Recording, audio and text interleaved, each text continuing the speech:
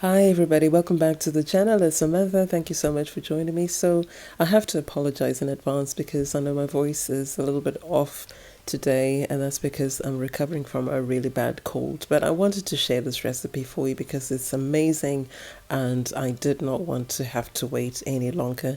So I'm going to be showing you how to make an amazing hair growth and regrowth spray. So as the name suggests, this spray can help your hair to grow.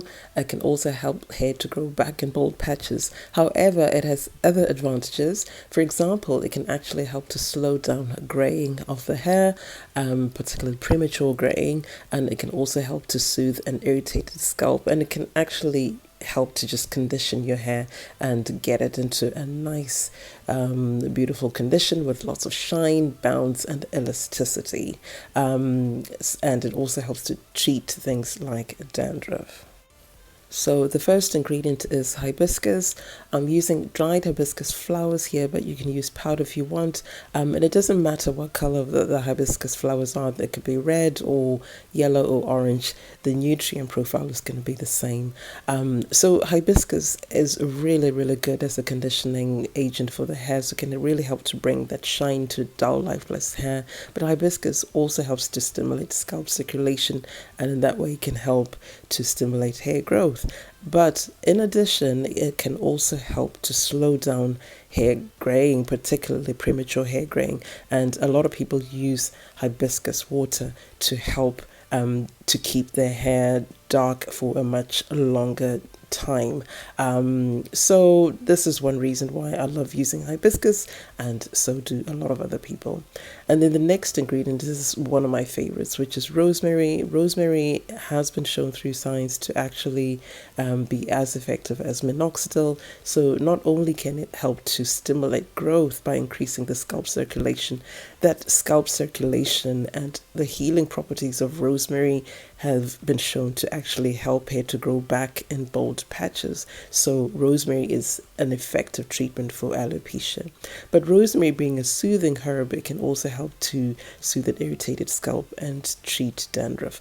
And then the next ingredient is one that I'm introducing for the first time to this channel, which is curry leaves. So curry leaves are used extensively in Asian cooking and when you're making curries, of course, but they have this ability to stimulate scalp circulation quite intensely, and that is one of the reasons why using curry leaves can actually help to stimulate hair growth, because the basis of hair growth really is dependent on scalp circulation. So if you can find something that's going to boost scalp circulation, you're going to help boost hair growth. And also that intense scalp circulation is going to deliver oxygen and nutrients to the hair follicle and can help hair to grow back in the bald patches. So in terms of the method, it's pretty straightforward, but you need to watch the whole video to see exactly what I'm doing. So I'm going to start off by adding 1.5 cups of water into the pot. I'm using freshly boiled water just because it helps to speed up the process. And then I'm going to add 1 tablespoon of the hibiscus flowers. If you're using powder, you can use half a tablespoon, or you can use 1 tablespoon, it's up to you. And then I'm adding 1 tablespoon of rosemary, and then I'm going to add 1 tablespoon of the curry leaves. So sometimes the curry leaves will come as quite big leaves, so I would say break those up if that's the case, just so that you're able to measure a tablespoonful of the curry leaves. And then we are going to mix everything and then bring everything to the boil, in fact a simmer. We're not going to overcook these ingredients, so we're just going to simmer over low to medium heat for just about 5 minutes and not much longer than that.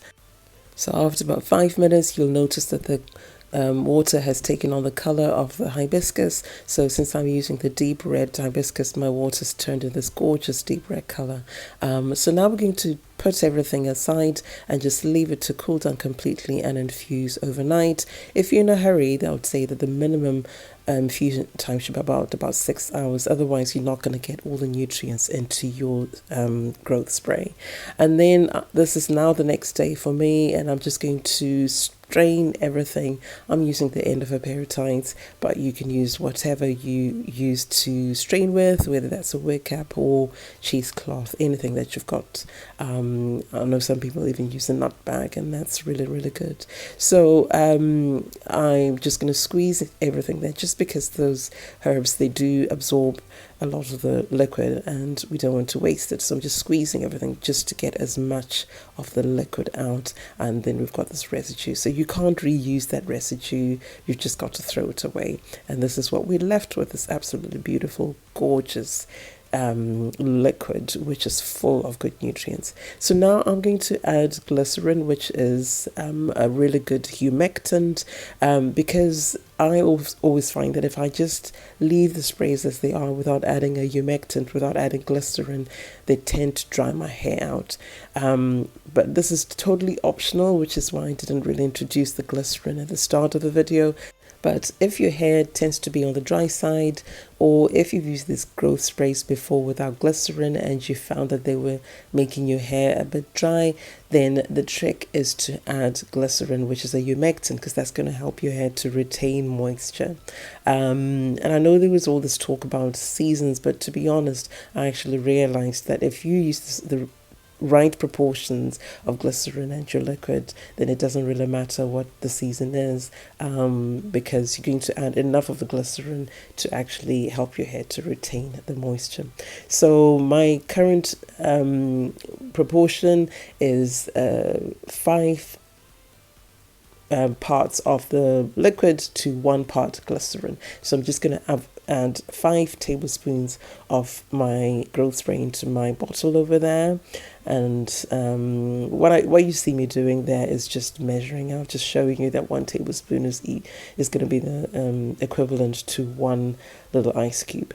Because I made a big batch, I was going to store the remainder in an ice cube tray, so that when I need it, I'll just take out as many ice cubes as I need. So because I want to stick to the proportion, that's why I was measuring out. So basically, if I need 5 more tablespoons or 4 tablespoons, I'll just take out with 1 ice cube per tablespoon. So now I'm adding 1 tablespoon of glycerin.